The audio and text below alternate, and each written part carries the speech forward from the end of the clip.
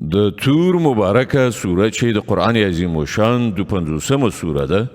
په مکې معظمې کې را نازله شوې ده 49 مبارک آیاتونه لري تلاوت او پښتو ترجمه یې له لومړي آیت څخه اورئ بسم الله الرحمن الرحیم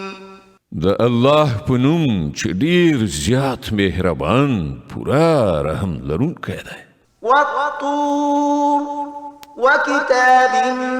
مستور في رق منشور والبيت المعمور والسقف المرفوع والبحر المسجور إن عذاب ربك لواقع ما له من دافع يوم تمور السماء مورا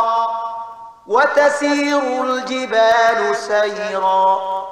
قسم دی په تور یعنی غره او په یو داسې پرانستی کتاب باندې چې په نری جولد کې لیکل شوی دی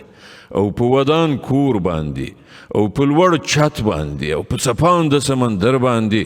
چې ستا د پروردګار عذاب ارومرو واقع کیدونکی دی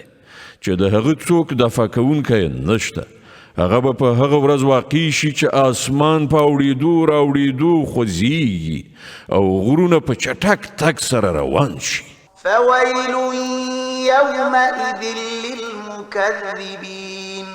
الذين هم في خوض يلعبون تباهي ده په هغه ورځ د هغو دروغجن ګڼونکو لپاره چې نن د لوبې په ډول په خپلو دلیلونو جوړونو کې اخته شوي دي يوم يدعون إلى نار جهنم دعا هذه النار التي كنتم بها تكذبون په کومه ورځ چې به دوی په ټیلو ټیلو د دوزخ د اور خواته بوتلی شي په هغه وخت کې به دوی ته وویل شي چې دا همغه اور دی چې تاسې ورته د دروغو نسبت کوو أفسحر هذا أم أنتم لا تبصرون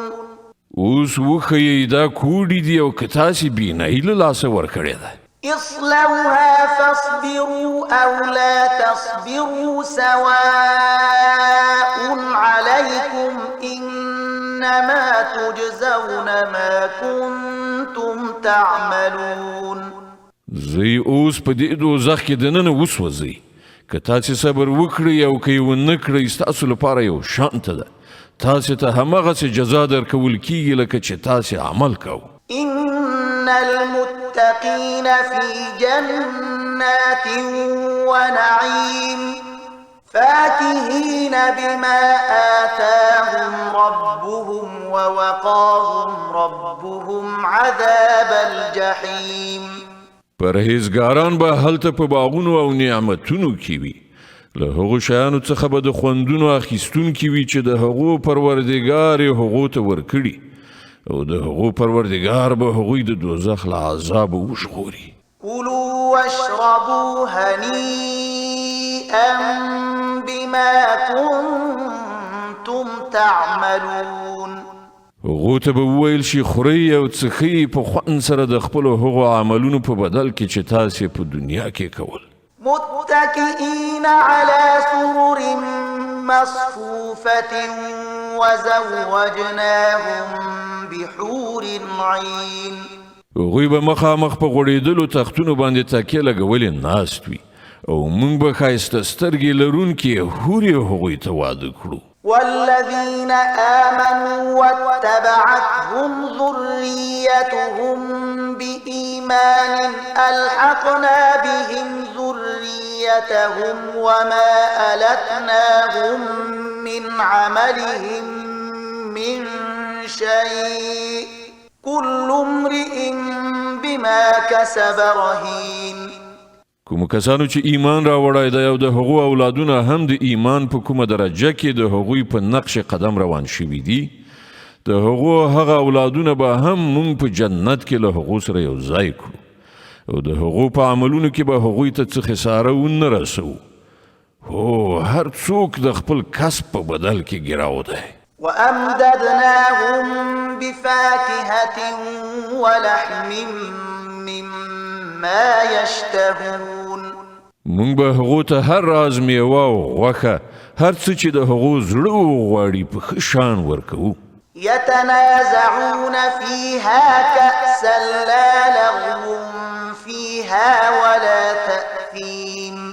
هلته به هغوی د شرابو پیالې یو له بله ژر ژر اخلي چې نه به پکې چټي خبرې کول وي نه به د عملي یعنی نه به د ګناه نسبت سره مل وي. ويطوف عليهم غلمان لهم كأنهم لؤلؤ مكنون او د هغو په خدمت کې به هغه هلکان په منډه منډه اوړي راوړي چې د همغو لپاره به خاص وي داسې ښایسته لکه پټ یې ساتل شوي مرغلرې. وأقبل بعضهم على بعض يتساءلون دوی به په خپلو منځو کې یو له بله په دنیا کې د تېرو شوو حالاتو په هکله پوښتنې کوي. قالوا إنا كنا قبل في أهلنا مشفقين دا به هم ووایي چې موږ پخوا له خپلې کورنۍ سره د عذاب څخه په ویره کې ژوند تېراو. فمن الله علينا ووقانا عذاب السموم په پای کې الله پر موږ فضل وکړ او موږ یې د سوځونکي عذاب نه وژغورلو. إنا كنا من قبل ندعوه إنه هو البر الرحيم موږ په مخکني ژوندانه کې له همغه نه دعاوې غوښتلې هغه په رښتیا سره ډېر لوی احسان کوونکی او مهربان دی. فذكر فما أنت بنعمة ربك بكاهن ولا مجنون نو ای پیغمبره تو ورته نصیحت کوه د خپل پروردګار په فضل سره خو نه ته کاهن یې نه لیونی. أم يقولون شاعر نتربص به ريب المنون دغه خلک وایي چې دا سړی شاعر دی چې موږ د ده په حق کې د بدو ورځو راتلو ته سترګې په لاره یو. قل تربصوا فإني معكم من المتربصين دوی ته ووایه ښه ده انتظار وکړئ زه هم له تاسې سره انتظار کوونکی یم. أم تأمرهم أحلامهم بهذا أم هم قوم طاغون آیا د دوی عقل دوی ته د همدغسې غلطو خبرو کولو امر کوي او که په حقیقت کې دوی په دښمنۍ کې له حده تیر شوي خلک دي. أم يقولون تقوله بل لا يؤمنون آیا دوی وایي چې دغه سړي دا قرآن په خپله جوړ کړی دی؟ اصلي خبره دا ده چې دوی ایمان راوړل نه غواړي. فليأتوا بحديث مثله إن كانوا صادقين که دوی په خپله دغه وینا کې رښتونی وي نو همدغسې یو کلام دې جوړ کړي او را دې وړي. أم خلقوا من غير شيء أم هم الخالقون أم خلقوا السماوات والأرض بل لا يوقنون آیا دوی له کوم خالق نه پرته په خپله پیدا شوي دي یا په خپله د خپل ځان هستونکي دي یا ځمکه او اسمانونه دوی پیدا کړي دي؟ اصلي خبره دا ده چې دوی باور نه لري. أم عندهم خزائن ربك أم هم المسيطرون آیا ستاسو د پروردګار خزانې د دوی په اختیار کې دي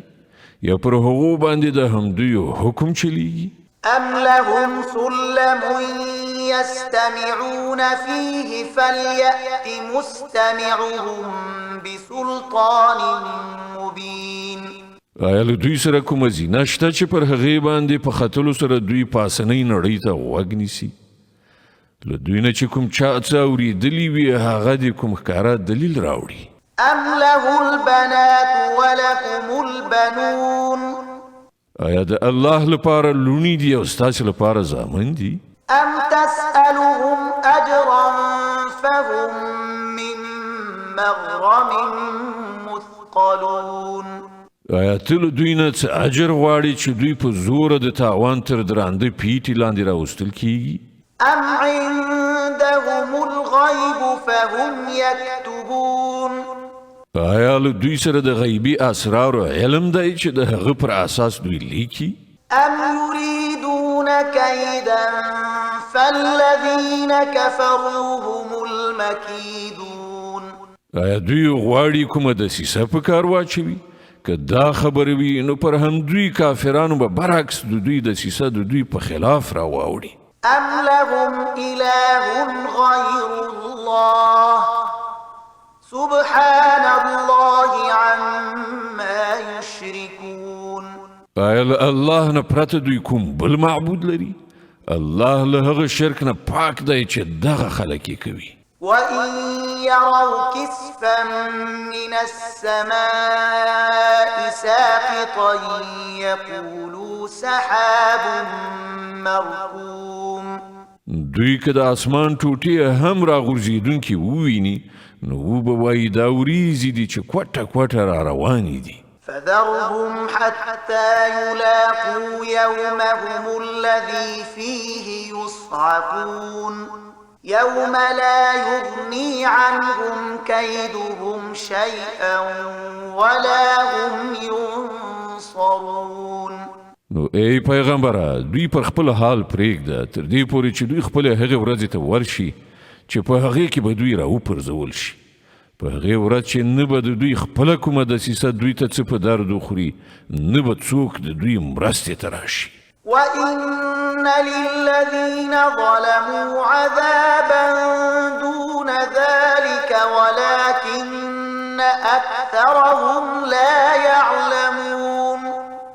او د هغې نیټې له راتګ نه مخکې هم د ظالمانو لپاره یو عذاب دی خو له دوی نه زیاتره نه پوهیږي. واصبر لحكم ربك فإنك بأعيننا وسبح بحمد ربك حين تقوم